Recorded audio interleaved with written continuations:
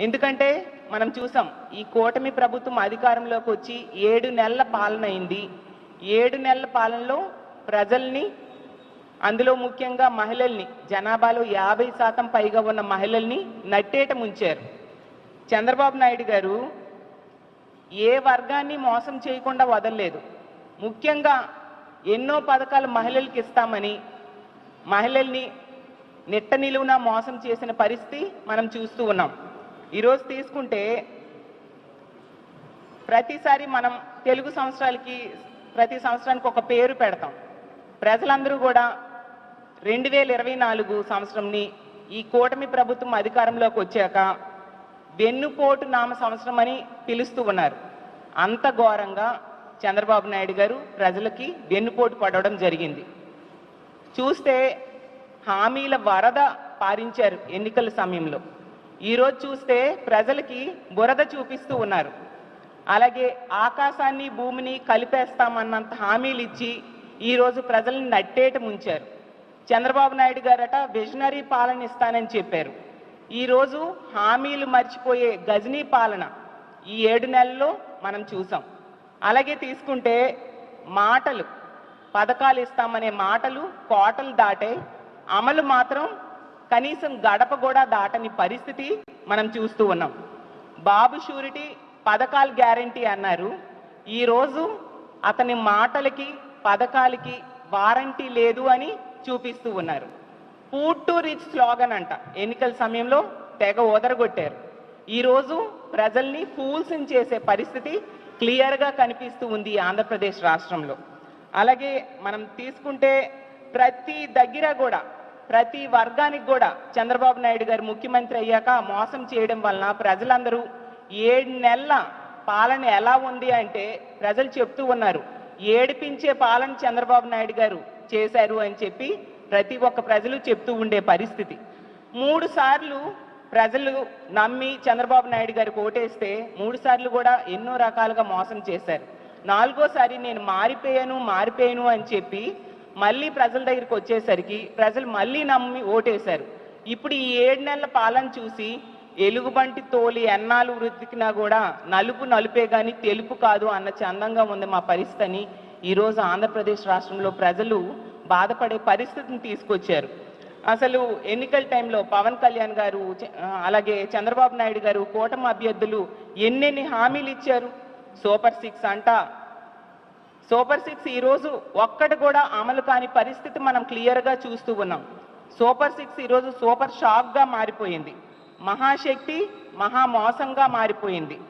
తల్లికి వందనమేమో పిల్లల పాలిట శాపంగా మారిపోయింది.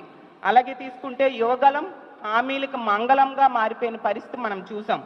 ఉచిత బస్ అనేది ఉత్తుత్తి బస్సుగా మారిపోయింది. ఇలా సూపర్ 6లో హామీలు ఏవి కూడా ఏ ఒక్కటి కూడా అమలు చేయకుండా గత 7 నెలల పాలనలో ప్రజల్ని నిట్ట నిలువుగా మోసం చేశారు ఈ కూటమి ప్రభుత్వం.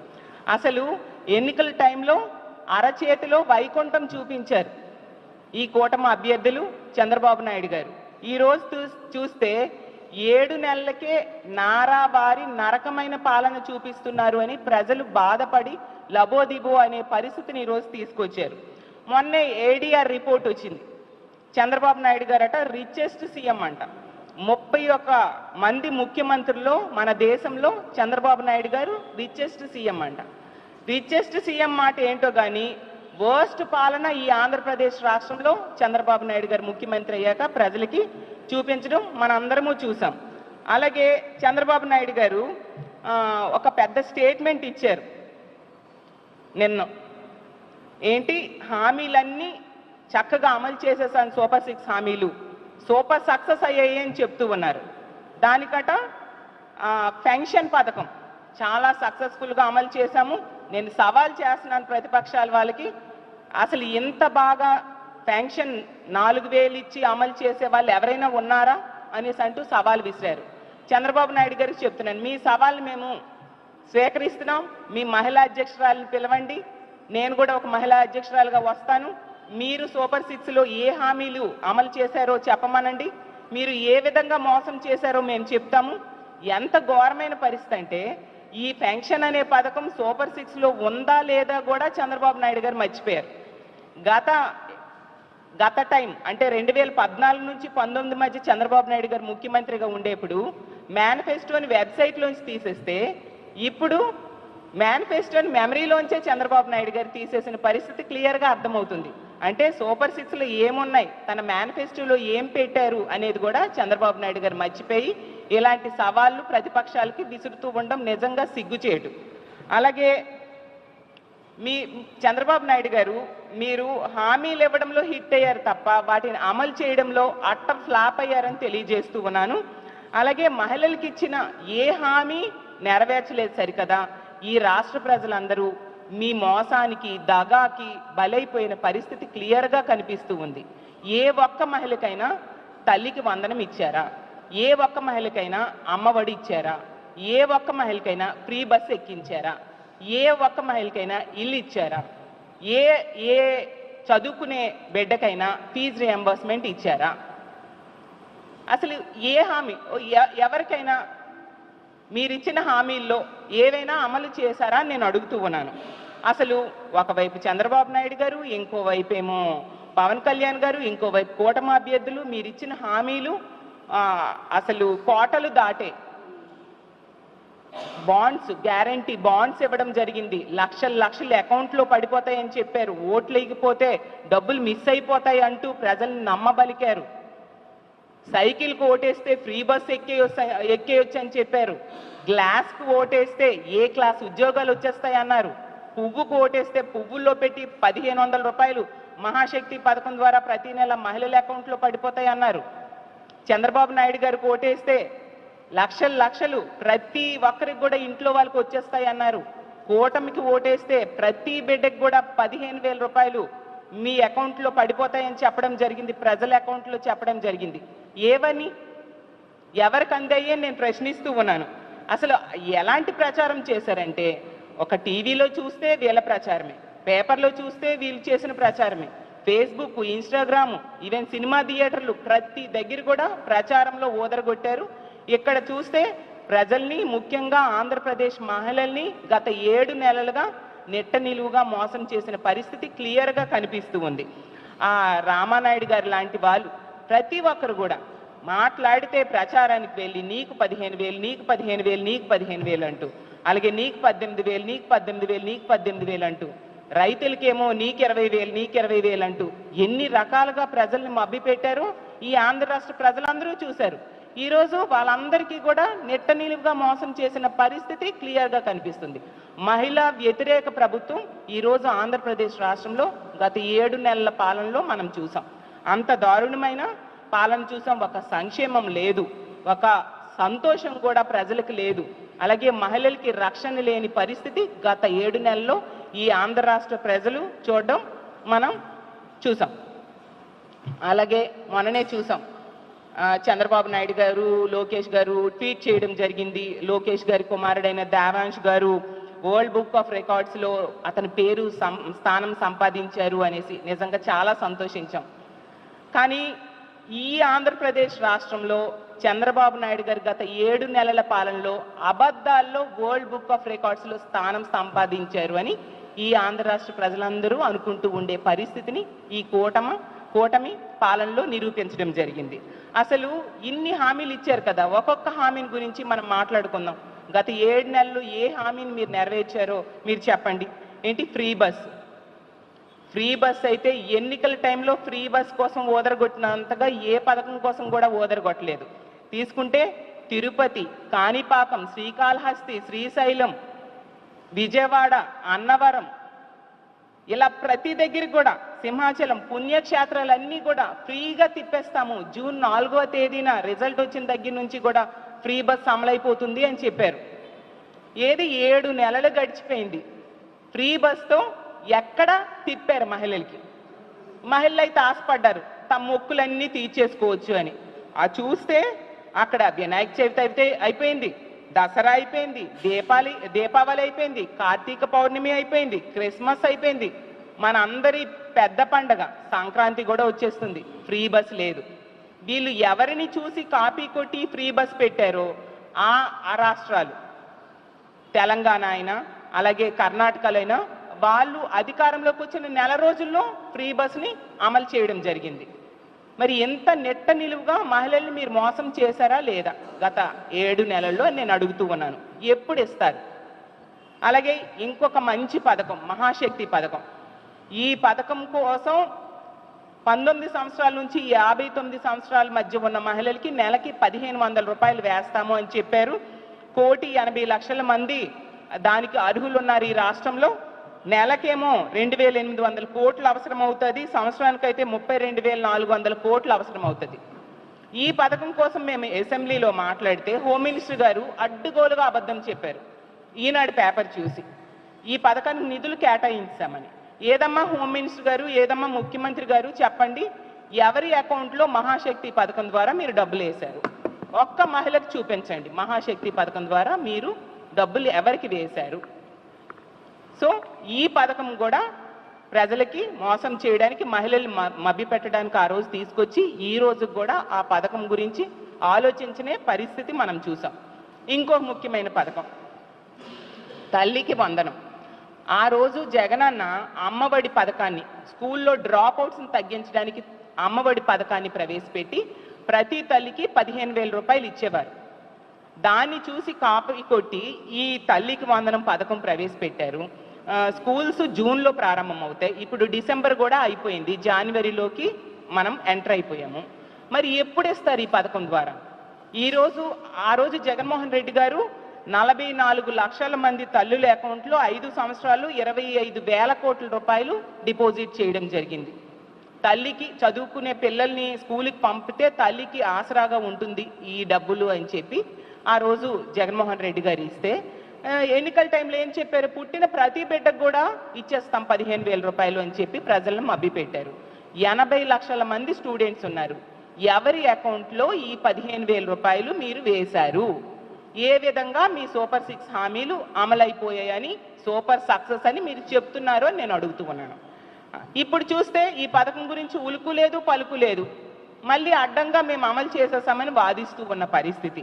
మీ మంత్రులు, మీ ఎమ్మెల్యేలు, మీరు బహిరంగ సభల్లో వీళ్ళింటింటికి వెళ్ళి ఈ తల్లికి వందనం పథకం గురించి ఓదరగొట్టేశారు. నీకు 15,000, నీకు 15,000, నీకు 15,000 కనిపించడం భయం చిన్నపిల్లలు.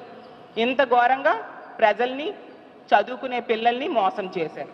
అలాగే నిరుద్యోగులకి 20 లక్షలు ఉద్యోగాలు ఇస్తాం, లేకపోతే నిరుద్యోగులకి 3,000 రూపాయలు నిరుద్యోగ భృతి ఇస్తామన్నారు. ఎన్ని ఉద్యోగాలు ఇచ్చారు?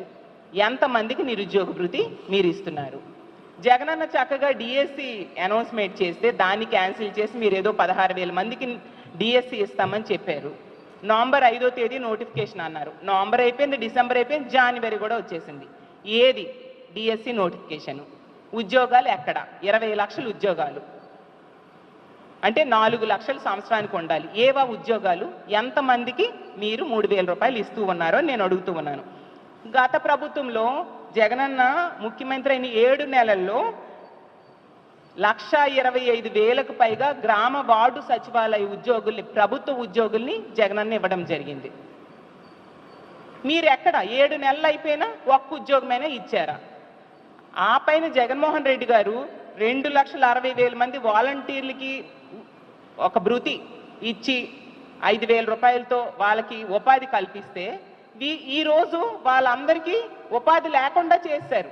ఎన్నికల టైంలో చిచిచి 5,000 ఎందుకు, 10,000 ఇస్తాం మేమనేసి ఆ వాలంటీర్స్ అందరికీ మభ్యపెట్టి ఈరోజు కనీసం 10 రూపాయలు కూడా వాళ్ళకి ఇవ్వకుండా, కనీసం ఉద్యోగాలు కూడా లేకుండా చేసి వాళ్ళు రోడ్డును పడేట్టుగా ఈ కూటమి ప్రభుత్వం ప్రవర్తిస్తూ ఉన్న పరిస్థితి ఈ రాష్ట్ర ప్రజలందరూ కూడా గమనిస్తూ ఉన్నారు. అలాగే తీసుకుంటే ఆ రామానాయుడు గారు అయితే వాలంటీర్ల దగ్గరికి వెళ్ళి ప్రచారంలో మీకు ఉద్యోగాలు జీతం 10,000 చేస్తాను, 10,000 ఈ కూటమి ప్రభుత్వం అధికారంలోకి వచ్చాక చేస్తుంది, మీకు జీతం పెంచిన వెంటనే జున్ను పట్టుకొని మళ్ళీ నా దగ్గరికి వచ్చి థ్యాంక్స్ చెప్పండి అని చెప్పారు. రామానాయుడు గారు నేను ఒకటే అడుగుతూ ఉన్నాను, ఈ జున్ని పట్టుకొని ఈ వాలంటీర్స్ ఎవరికి ఇమ్మంటారు? వాళ్ళు ఉద్యోగాలు పోయినందుకు జున్ను ఇమ్మంటారా రామానాయుడు గారు అని నేను అడుగుతూ ఉన్నాను. అలాగే ప్రతి దగ్గర కూడా ఉద్యోగస్తులకి ఎంత నెట్ట నిలువుగా మోసం చేశారంటే వాళ్ళకు ఒక డిఏ లేదు, పిఆర్సి కమిషన్ లేదు, ఐఆర్ లేదు, ఇవన్నీ ఇస్తామని చెప్పారే. ఎంత దారుణంగా ప్రభుత్వ ఉద్యోగులు మోసం చేశారు. జగనన్న అయితే చక్కగా 27% ఐఆర్ ఇచ్చారు. మరి మీరు ఏమి ఇచ్చారు? అన్నీ కూడా కబుర్లు చెప్పి వాళ్ళను కూడా మభ్యపెట్టి ఓట్లు వేయించుకున్నారు కదా. ఇప్పుడు ఇవేవి వాళ్ళకి లేకుండా చేసిన పరిస్థితి మీరు కల్పించారు కదా. ఈరోజు ఉద్యోగుల పరిస్థితి ఎంత దారుణంగా ఉందంటే, ఈ తెలుగుదేశం పార్టీ నాయకులు వాళ్ళని కొడుతున్నారు, తిడుతున్నారు, ఉద్యోగుల్ని కేసులు పెడుతున్నారు. అసలు జైల్లో ఉద్యోగులకైతే బట్టలు విప్పి తనిఖీలు చేయిస్తున్నారంట. ఎంత దారుణంగా ఉద్యోగుల పరిస్థితి ఈరోజు ఈ రాష్ట్రంలో ఉంది. ఇంకో ముఖ్యమైన పథకం 3 గ్యాస్ సిలిండర్స్ ఇస్తామని చెప్పారు. మొన్ననే మేము కౌన్సిల్లో నాదెండ్ల మనోహర్ గారి ద్వారా అతని నోటితోనే చెప్పించడం జరిగింది. కేవలం 895 కోట్లు మాత్రమే రిలీజ్ చేయడం జరిగింది బడ్జెట్లో. అది కూడా ఒక్క సిలిండర్ కూడా ఫుల్గా ఇప్పుడు ఉన్నారు ఎంతమంది ఎల్పిజి గ్యాస్ సిలిండర్స్ కనెక్షన్స్ 1,55,00,000 మంది ఉన్నారు. అందులో తెల్ల కార్డు ఉన్న వాళ్ళు 1,48,00,000 మంది ఉన్నారు. ఒక్క సిలిండర్ మొత్తం ఈ 1,48,00,000 మందికి ఇవ్వడానికి కూడా ఈ 895 కోట్లు సరిపోని పరిస్థితి. అంటే మొదటి సంవత్సరమే ఈ ఉచిత గ్యాస్ సిలిండర్స్ విషయంలో ప్రజల్ని మోసం చేశారు అనేది తేటతెల్లమైపోయింది. అలాగే మద్యం, గంజాయి గత 7 నెలల కాలంలో మనం చూస్తూ ఉన్నాము. మద్యం ఏరులై పారుతూ ఉంది. వీధికి ఒక బెల్ షాప్ చొప్పున తయారయ్యే పరిస్థితి కల్పించారు. ఈ పార్టీ ఎమ్మెల్యే నిర్వహిస్తున్న మద్యం షాపులకి అనుబంధంగా ఈ బెల్ షాప్స్ నిర్వహించిన సంగతులు ఎన్నో మనం చూసాం. ఈవెన్ హోమ్ మినిస్టర్ గారి సొంత నియోజకవర్గంలో బెల్ షాప్స్కి వేలం వేశారంటే ఎంత దారుణంగా బెల్ షాప్స్ ఉన్నాయో అర్థం చేసుకోవచ్చు. బెల్ షాప్ దొరికితే 5 లక్షల రూపాయలు ఫైన్ వేస్తామని చెప్పారు. ఎంతమందికి ఫైన్ వేశారు? ఎన్ని బెల్ షాప్స్ని మీరు పట్టుకోగలిసారో అని నేను అడుగుతూ ఉన్నాను. అలాగే తీసుకుంటే జగన్మోహన్ రెడ్డి గారి టైంలో ప్రభుత్వ పాఠశాలలు చాలా కలర్ఫుల్గా తయారు చేశారు. నాడు నేడు ద్వారా విద్యకి చాలా ఇంపార్టెన్స్ ఇచ్చారు జగనన్న తన ముఖ్యమంత్రిగా ఉన్న 5 సంవత్సరాలు కూడా. ఇప్పుడు తీసుకుంటే వైన్ షాప్స్ చాలా కలర్ఫుల్గా ఈ కూటమి ప్రభుత్వం గత 7 నెలలుగా తయారు చేసిన పరిస్థితి మనం చూసాం. జగనన్న విద్యాంధ్రప్రదేశ్గా ఈ ఆంధ్రప్రదేశ్ రాష్ట్రాన్ని తయారు చేస్తే ఈ కూటమి ప్రభుత్వం మధ్యాంధ్రప్రదేశ్గా చేస్తూ ఉన్న పరిస్థితి మనకు క్లియర్గా కనిపిస్తుంది. ఎందుకంటే 77 రోజుల్లో ఈ కొత్త లిక్కర్ పాలసీ వచ్చి 77 రోజులు అయింది. 77 రోజుల్లో 66,000 కోట్ల మద్యాన్ని తాగించారు. మరి మధ్యాంధ్రప్రదేశ్ అనక ఇంకేమంటారు? ప్రజలు ముఖ్యంగా మహిళలు ఈ మద్యం తాగి చాలా అఘాయిత్యాలు, దాడులు, అత్యాచారాలు జరుగుతున్నాయి. నిజంగా ఈ కూటమి ప్రభుత్వం అధికారంలోకి వచ్చాక ఈ రాష్ట్రం మధ్యాంధ్రప్రదేశ్గా మారిపోయిందని ఎంతగానో బాధపడే పరిస్థితిని తీసుకొచ్చారు. అసలు ఈ రాష్ట్రాన్ని, పేద ప్రజల జీవితాల్ని ఏం చేద్దాం అనుకుంటున్నారు మీరు అని చెప్పాల్సిందిగా అడుగుతూ ఉన్నాను. తీసుకుంటే 28,40,000 కేసులు బీర్ల అమ్మకాలు జరిగాయి. అలాగే 87,82,000 కేసుల లిక్కర్ అమ్మకాలు జరిగాయి. ఎంత ఘోరంగా బెల్ షాప్స్ పెట్టి మద్యం ఏరులై పారించేట్టుగా ఈరోజు ఈ కూటమి ప్రభుత్వం మద్యం పాలసీని అమలు చేస్తూ ఉన్న పరిస్థితి. అసలు పల్లెల్లో ఏటీఎంలు ఉండవు చాలా దగ్గరలో, కానీ ప్రతి పల్లెలో కూడా మద్యంలో ఏటీఎంలు అంటే ఎనీ టైం మద్యం దొరికే పరిస్థితిని ఈ కూటమి ప్రభుత్వం ఈరోజు కల్పించింది. 2023 డిసెంబర్లో అంటే జగనన్న ముఖ్యమంత్రిగా ఉన్న టైంలో 25,83,530 కేసుల మద్యం అమ్మకాలు జరిగాయి. అలాగే బీర్లు తీసుకుంటే 6,40,370 కేసుల అమ్మకాలు జరిగాయి. ఈ ఏడాది డిసెంబర్లో 30,46,362 కేసులు లిక్కర్ అమ్మకాలు జరిగాయి. అంటే లిక్కర్లో 4,62,832 కేసులు అమ్మకాలు పెరుగుదల మనం చూసాం. అలాగే బీర్లు తీసుకుంటే 9,11,815 కేసులు బీర్ల అమ్మకాలు ఈ ఏడాది జరిగింది. గత ఏడాది డిసెంబర్లో 6,40,370 కేసులు. అంటే ఆ సంవత్సరంకి ఈ సంవత్సరంకి మద్యం కానీ అలాగే బీర్లు కానీ అమ్మకాల్లో ఎంత తేడా ఉంది, ఎంత ఎక్కువ మద్యం వరదలా పారుతుంది అనేది ఈ రాష్ట్ర ప్రజలు గమనించాల్సిందిగా కోరుతున్నాను. అలాగే తీసుకుంటే జగన్మోహన్ రెడ్డి గారి పాలన కంటే ఈ చంద్రబాబు నాయుడు గారి పాలనలో 18% లిక్కర్ అమ్మకాలు పెరిగాయి, 40% బీర్ల అమ్మకాలు పెరిగాయి. ఈ విధంగా మద్యం ఏరులై పారుతూ ఉంటే, మద్యం అవైలబిలిటీ ఎంత ఎక్కువ ఉంటే మరి ఈ మద్యం మత్తుకి బానిసయ్యి మహిళల మీద అత్యాచారాలు జరగవా, హత్యలు జరగవా, దాడులు జరగవా? అసలు చూడండి, పాలకొండలో మన విద్యుత్ తీగల మీద ఒక మనిషి ఎక్కి ఎలాంటి వీరాంగం సృష్టించాడు. మద్యం మత్తులో తండ్రి కొడుకులు కొట్టుకుంటున్నారు. ఎంత దారుణమైన సంఘటనలు! రోజుకొక అత్యాచారం, రోజుకొక హత్య మహిళల మీద జరుగుతూ ఉంది. అలాగే గంజాయి, ఎంత విచ్చలవిడిగా గంజాయి దొరుకుతుందో ఈ రాష్ట్రంలో మనం చూస్తూ ఉన్నాము. ఎంత ఘోరంగా గంజాయి సాగు జరుగుతుంది. కానీ ఈ ప్రభుత్వం నిమ్మకు నీరెత్తినట్టుగా ఉంది. హోమ్ మినిస్టర్ గారు చెప్పారు, ఈ ప్రభుత్వం అధికారంలోకి వచ్చింది, కూటమి ప్రభుత్వం, 100 రోజుల్లో గంజాయిని రూపుమాపుతామని. ఇప్పుడు 7 నెలలు అయిపోయింది, ఎక్కడ రూపుమాపారు? మన విశాఖపట్నంలో కేజీహెచ్ వెనకే గంజాయి పెంపకం జరుగుతూ ఉంది. జైల్లో కూడా గంజాయి సప్లై జరుగుతూ ఉంది, గంజాయి దొరుకుతూ ఉండే పరిస్థితి. సాక్షాత్తు స్పీకర్ గారే మొన్న చెప్పారు, గంజాయి విచ్చలవిడిగా దొరుకుతూ ఉంది, మా తెలుగుదేశం పార్టీ వాళ్ళే కేసులు తొలగించండి అని నాకు రిక్వెస్ట్ చేస్తున్నారు అని చెప్పి. అంటే ఎంత దారుణంగా గంజాయి దొరుకుతుంది అనేది ఆంధ్రప్రదేశ్ రాష్ట్రంలో మనం అర్థం చేసుకోవచ్చు. విశాఖపట్నం నుంచి ఆన్లైన్లో కూడా గంజాయి దొరుకుతుందంట. మరి ఎంత నిజమో! సాక్షాత్తు ముఖ్యమంత్రి గారి సొంత నియోజకవర్గం కుప్పంలో కూడా గంజాయి పెంచుతున్నారంట. మరి గంజాయిని ఎక్కడ ఉక్కుపాదంతో మీరు అణిచేశారు నేను అడుగుతూ ఉన్నాను. ఇంత ఘోరంగా మద్యం గంజాయి వలన అన్ని రకాలుగా క్రైమ్ రేట్ ఈ రాష్ట్రంలో పెరిగిపోయిన పరిస్థితి గత 7 నెలల కూటమి పాలనలో. అలాగే మహిళల భద్రత గురించి చెప్పాలంటే, నిజంగా ఆడపిల్లల తల్లిదండ్రులు తమ పిల్లల్ని ఇంట్లో ఉంచినా భయపడుతున్నారు, బయటికి పంపాలంటే భయపడుతున్నారు, స్కూల్స్కి వెళ్ళినా పంపాలన్నా కూడా భయపడుతున్నారు, ఉద్యోగాలకు ఆడపిల్లలు వెళ్ళాలన్నా భయపడుతున్నారు, పనికి ఆడవాళ్ళు వెళ్ళాలన్నా కూడా భయపడే పరిస్థితిని ఈ కూటమి ప్రభుత్వం అధికారంలోకి వచ్చాక మనం చూస్తూ ఉన్నాం.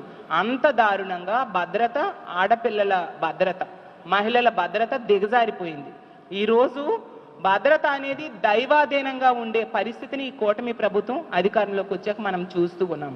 మనం చూసాం ఎంత నిర్లక్ష్య ధోరణితో ఈ ప్రభుత్వం మహిళల భద్రత విషయంలో వ్యవహరిస్తుంది అనేసి. ఎన్ని సంఘటనలు, రోజుకొక సంఘటన. అసలు డీజీపీ గారే చెప్పారు, గతంలో కంటే క్రైమ్ రేటు చాలా ఎక్కువ పెరిగింది ఈ సంవత్సరం అని చెప్పేసి. అసెంబ్లీలో, కౌన్సిల్లో మా ప్రశ్నకు సమాధానంగా చెప్పడం జరిగింది, రోజుకి 50 నుంచి 60 కేసులు మహిళల మీద దాడులు, అత్యాచారాలు, హత్యలు ఇలాంటి విషయాల్లో నమోదవుతున్నాయి అనేసి. గంటకి 2-3 సంఘటనలు జరుగుతూ ఉన్నాయి అనేసి.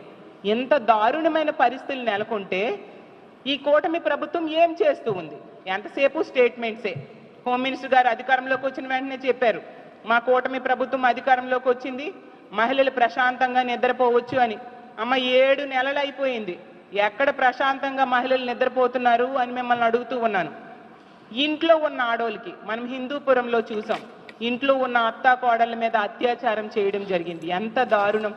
పోనీ బయటికి వెళ్తే స్కూల్కి వెళ్తున్న పిల్లలకు కూడా తీసుకెళ్ళి వాళ్ళ మీద అత్యాచారం చేసి వాళ్ళ మీద పెట్రోల్ వేసి తగలబెట్టేస్తూ ఉన్నారు. అన్ని రకాలుగా మహిళల్ని దాడులకు గురి చేస్తూ, అత్యాచారాలకి, హత్యలకి గురి చేస్తూ ఉన్న పరిస్థితి మనకు కనిపిస్తూ ఉంది. మొన్ననే గుమ్మడి సంధ్యారాణి గారు మంత్రిగా ఉన్న సాంఘిక సంక్షేమ పాఠశాల హాస్టల్లో ఒక బాలికని తీసుకెళ్లి అత్యాచారం చేయడం జరిగింది పాడేరులో. ఒక మహిళా మంత్రి ఆ శాఖకి నిర్వర్తిస్తూ ఉన్నారు. ఉమ్మడి విశాఖపట్నం జిల్లా ఒక హోమ్ మినిస్టర్ ఉన్నారు. 2 మహిళా మంత్రులు ఉన్న ఏరియాలోనే ఎంత దారుణంగా మహిళల మీద అఘాయిత్యాలు జరుగుతూ ఉన్నాయి. సీఎం గారి సొంత జిల్లాలో ఇలాంటి అఘాయిత్యాలు ఎన్నో చూస్తూ ఉన్నాం. డిప్యూటీ సీఎం గారి సొంత నియోజకవర్గంలో చూస్తూ ఉన్నాం. హోమ్ మినిస్టర్ గారి సొంత జిల్లాలో చూస్తూ ఉన్నాం. ఏమైనా చర్యలు తీసుకున్నారా? గతంలో జగన్మోహన్ రెడ్డి గారు పెట్టిన మంచి వ్యవస్థ అయిన దిశ వ్యవస్థని ఈరోజు నిర్వీర్యం చేశారు. ఎంతసేపు అధికారంలోకి వచ్చిన దగ్గర నుంచి కూడా దిశ యాప్ లేదు, దిశ పోలీస్ స్టేషన్ లేదు, దిశ చట్టం లేదు. దిశ చట్టం కేంద్రం దగ్గర ఉంది. మీరు కేంద్రంతో ఎలియన్స్ గవర్నమెంట్ రన్ చేస్తూ ఉన్నారు. కేంద్రం మీద ఒత్తిడి తీసుకొచ్చి దాన్ని ఆమోద ముద్ర పడేట్టుగా చేయొచ్చు కదా. దిశ యాప్ ఎందుకు తీసేశారు? ఈరోజు ఆంధ్రప్రదేశ్ రాష్ట్రంలో ప్రతి బిడ్డ, ఆడబిడ్డ, ప్రతి మహిళ కూడా అడుగుతూ ఉన్నారు, దిశ యాప్ని ఎందుకు తీసేశారు? పోనీ జగన్మోహన్ రెడ్డి గారు పెట్టారు కాబట్టి అతని మీద కోపంతో మీరు తీసేస్తే, మరి దానికి సరిపోయిన సమాంతర వ్యవస్థని, అలాంటి యాప్ని తీసుకొచ్చి మహిళల రక్షణకి ఎందుకు మీరు దృష్టి పెట్టట్లేదు? ఇన్ని సమీక్షలు చేశారు, ఇన్ని క్యాబినెట్ మీటింగ్స్ అయ్యాయి, ఇసుక పాలసీ మీద, లెక్కర్ పాలసీ మీద, ఇలాంటి వాటి మీద ఎన్నో చేశారు కదా. మరి మహిళా రక్షణ కోసం ఎందుకు మీరు సమీక్ష చేయలేదు? ఎందుకు మీరు క్యాబినెట్ మీటింగ్లో దీనికోసం డిస్కస్ చేయలేదు? ఎందుకు ఒక మంచి వ్యవస్థని మహిళల భద్రత కోసం తీసుకురాలేదు? అంటే మహిళల రక్షణ అనేది మీకు చిన్న చూపు. రాష్ట్ర ప్రజలు ఏమైపోయినా పర్వాలేదు, మేము అధికారంలో ఉంటే చాలు అన్న టైప్గా ఇప్పుడున్న కూటమి ప్రభుత్వంలో ముఖ్యమంత్రి గారు, మంత్రులు, అలాగే ఎమ్మెల్యేలు ప్రవర్తిస్తూ ఉన్న పరిస్థితి గత 7 నెలల్లో మనం చూస్తూ ఉన్నాము.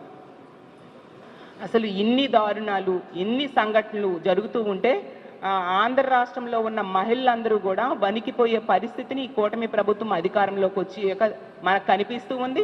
మద్యం ఏరులై పారుతూ ఉంది, గంజాయి ఎక్కడ పడితే అక్కడ దొరుకుతూ ఉండే పరిస్థితి. గంజాయిని అరికట్టరు, మద్యంకి బెల్ట్ షాప్స్ని ప్రోత్సహిస్తారు. వీళ్ళు చేస్తున్న పనులు ఇవి. కాబట్టి ఎప్పటికైనా నేను కోరుకునేది ఏంటంటే, ఈ కూటమి ప్రభుత్వం అధికారంలోకి వచ్చి 7 నెలలైంది. 7 నెలల్లో అన్ని రకాలుగా మీరు ఫెయిల్ అయ్యారు. ప్రజలకు ఇచ్చిన హామీలు అమలు చేయలేదు, అమలు చేయడంలో విఫలమయ్యారు, మహిళల భద్రత విషయంలో ఫెయిల్ అవ్వడం జరిగింది. కాబట్టి ఎప్పటికైనా కొత్త సంవత్సరంలో అడుగుపెట్టాం. ప్రజలు ఎన్నో ఆశలతో ఎదురు చూస్తూ ఉన్నారు. మీరు ఏదో చేస్తారని నమ్మకంతో మీకు ఓట్లేశారు. గతంలో జగన్మోహన్ రెడ్డి గారు 2,70,000 కోట్ల రూపాయలు డీబీటీ పద్ధతిలో ప్రజలకు అందివ్వడం జరిగింది. అంతకంటే మీరు ఎక్కువ ఇస్తామని చెప్తే ప్రజలు మీరేదో మేలు చేస్తారని నమ్మి ఓట్లేశారు. ఎప్పటికైనా ఈ కొత్త సంవత్సరంలో అయినా, ఈ నెల నుంచి అయినా మీరు ఇచ్చిన హామీలన్నీ అమలు చేయాల్సిందిగా మా వైఎస్ఆర్ కాంగ్రెస్ పార్టీ తరఫున మేము డిమాండ్ చేస్తూ ఉన్నాము. లేకపోతే ప్రజల తరఫున పోరాటాలు చేయడానికి మేము సిద్ధంగా ఉంటామని తెలియజేస్తూ ఉన్నాను. అలాగే చంద్రబాబు నాయుడు గారు దుర్గగుడికి నేను వెళ్ళారట.